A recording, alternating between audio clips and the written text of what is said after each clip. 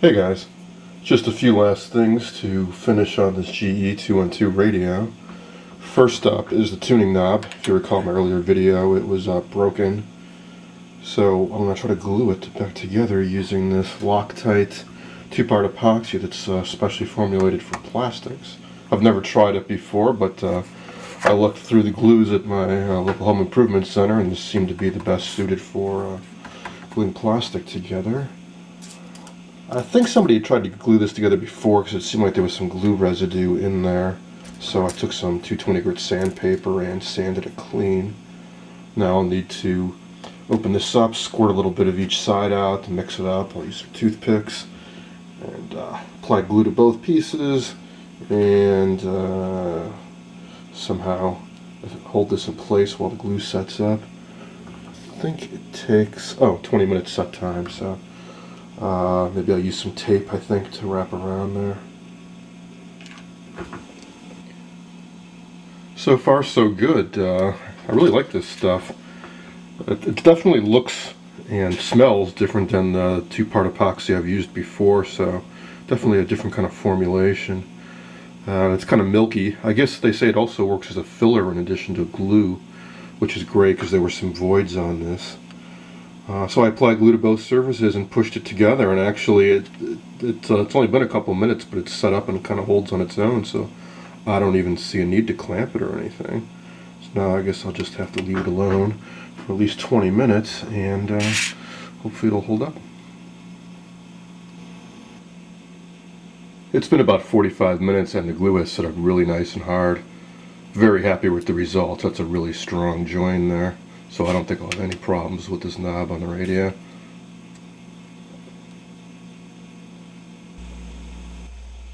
I put the knob back on and it's working just fine. So what's left? Well, I want to clean up the case now. Specifically, I want to remove this piece of plastic on the side here and clean it up with some Novus number 2. And I want to see if I can clean up this brass bezel, clean the glass, clean the logo, and clean up the knobs. I may also try to fill in this recessed lettering. I've got some lacquer paint sticks that are made for just such a purpose.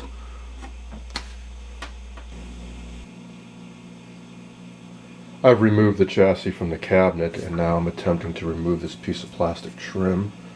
I can see there are 2 screws here, and then it looks like there are 4 spring clips on plastic posts that are part of the molded piece of plastic. I'll carefully pry these off, and then hopefully the whole piece will come off. I really hate these spring clips. I used a screwdriver and long-nose pliers, and I got 3 of them off without too much trouble, but the 4th one, unfortunately, the post broke off. But, well, good thing I got that glue, I guess. I'll just have to glue it back on. I removed the screws, and looks like this is loose now.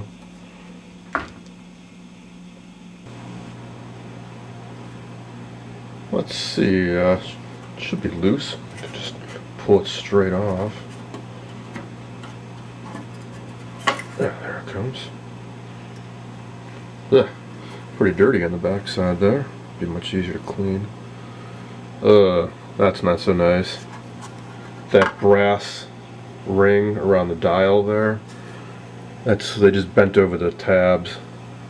I'm not so crazy about that because I don't have to bend them back over to remove it and clean it, and then bend them back when I put it, when I remount it, and all that bending could cause metal fatigue and break those tabs off. There's only one way to find out though. I'll take a small screwdriver and carefully try to bend one of them back over. If I don't remove it, it's going to be pretty hard to clean. So I really want to get this glass clean, and then I want to use brass polish on this. And then I guess I'll coat it with that clear brass lacquer I've got too, so it won't tarnish again. And as for this, yeah, those are recessed, I think. And what I'm going to try using is this lacquer stick fill-in paint. It's kind of, well, it's a paint stick basically. You rub this over recessed lettering and it'll fill it in with the gold paint. I think they made these for bowling balls mainly, but they work pretty well on stuff like this too.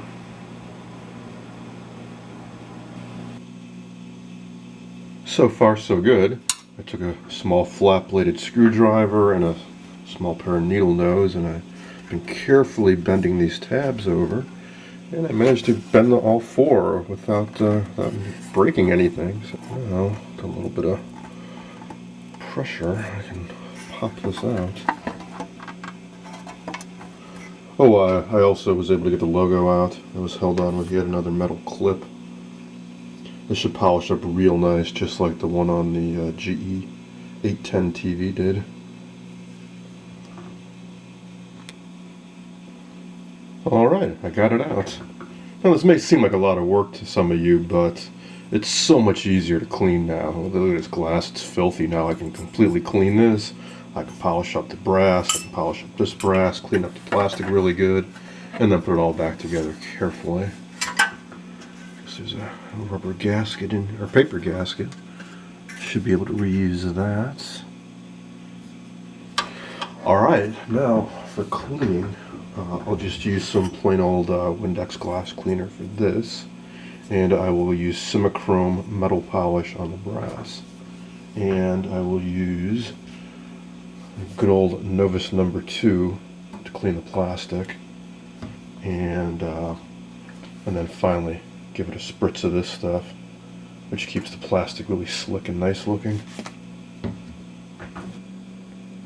I've started polishing the brass bezel with the Simichrome, and I'm using a sock here as a rag, and it's a bit of work, but I think it's going to look really, really nice just on that one section there. But you can see how much better that looks than the corroded, tarnished areas. I've been experimenting with these lacquer sticks a little bit on the recessed lettering. What you do with these is you rub them back and forth rapidly, and as it heats up a little bit, it kind of melts the paint and it goes into the recesses, and then you need to just wipe off the excess. Here I've just gone over it with the gold. I need to wipe off a bit more of the excess. And that's when I used a little bit of black on. I think the gold is just going to be kind of too hard to read because gold on white just doesn't stand out too well, so I think I'll just go with the black. Originally, as near as I can make out, it was some kind of bronze brass-ish color, but it seems to have kind of turned green with age, which makes it kind of dark. But the only choices I have right now are red, black, and gold, and I think black is certainly the easiest to read. Now, as for the knobs, a trick I picked up at the Antique Radio Forum was to let them soak overnight in a cleaning solution. I used to take a toothbrush and a mild detergent and scrub them, but trust me, letting them soak overnight in a multi-purpose cleaner, this is orange stuff in this case, but I've used things like 409 before, works just fine. These are really grungy to begin with, and by letting it soak in there, I think you can see it all swimming around in there. All the crap just falls off, and essentially there's no scrubbing required now. I just need to rinse them off good.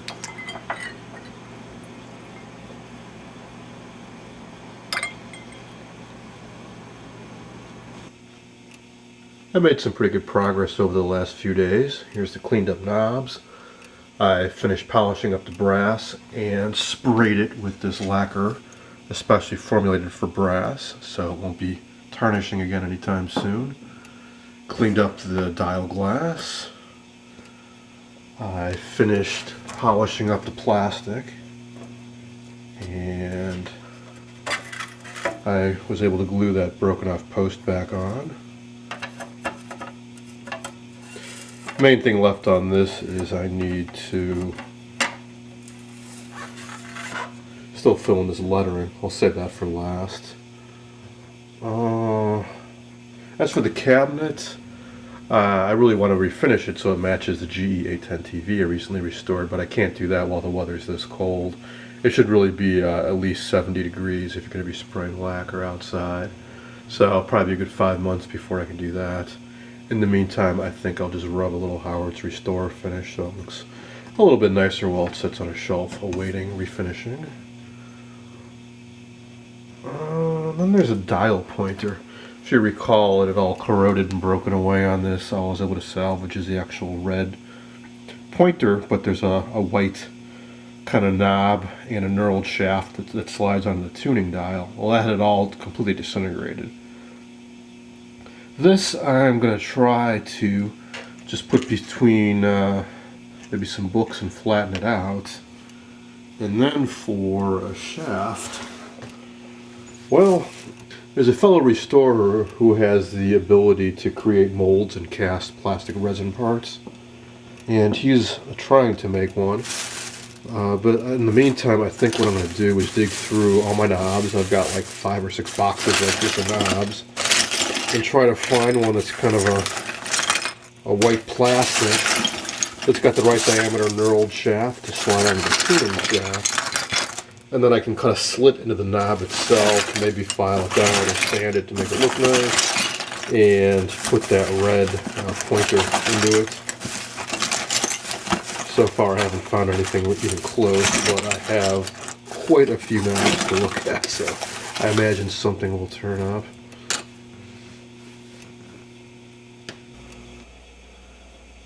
I finished digging through all my knobs, and this is the best candidate I could find. Still needs to be cleaned up a bit, but it is the right size and shape. So what I need to do is slide this onto that tuning shaft that extends out the front there. I'll need to drill out the hole just a little bit larger, then it'll slide on nicely, which will give me the central hub for the tuning dial that will rotate as you tune the radio.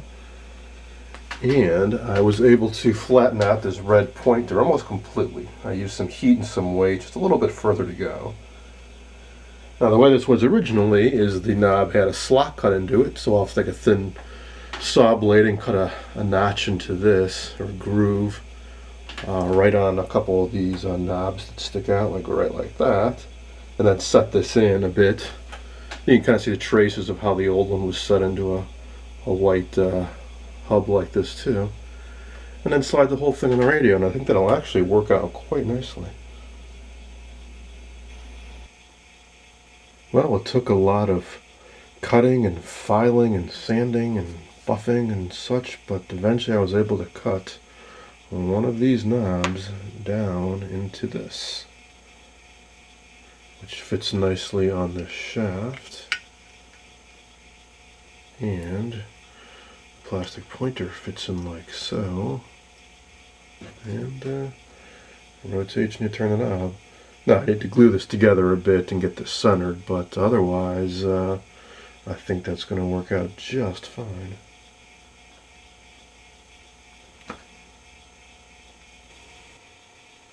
I finished going over the cabinet and front trim with Howard's Restore finish and some very fine steel wool. I wiped off the residue and excess and let it dry for a couple hours, and then put on some Howard's Feed and Wax, which is beeswax and orange oil, and buffed that out. And it's looking pretty good, but there are some areas where there's finish loss, like the top clear coat of lacquer is gone. So there's nothing that you can just wipe on that's going to bring that back. But it looks a lot better than it did. You can see some reflection there, and the wood is, and I got some oil on it, so it'll help keep it preserved. And I kind of like it. I think I'll leave it like this for a while. Maybe come this summer I'll refinish it, but for now I'm just gonna leave it like it is. So I then finished cleaning the plastic. I cleaned the dial glass really good, and as I said, the knobs and all that, and I filled in the lettering with black, and I put it all back together. And I think it looks really good. The dial pointer, it's functional. It's okay. It's better not having one. Is it perfect? No, but I don't think anybody else would know the difference if they just glanced at it. So I just got one last thing to do, which is to put the back on. Half the screws were missing. No surprise there, as so often happens. The original were kind of these extra wide pan head screws. Well, I got a few of those. For the rest, I got some brass wood screws and just some metal washers. You really want to have a wide head on these because it's going against this fiberboard masonite type material, and if you really drive a screw into that, it's just going to dig right into it. So I'll get the back on and give it a final listen. The brass screws are a little more robust than the original, so I put them at the points that seemed like they would have the most strain, which is the two upper corners and the one right next to the power cord, and the old ones are here, here, and here. As for the antenna hookup, well, the internal AM antenna is working great, so I got that hooked up. And it turns out that the option of connecting the line cord to the FM antenna input works really well, so no need for an external antenna with this radio. I can pick up all the local stations and even a few distant ones just fine.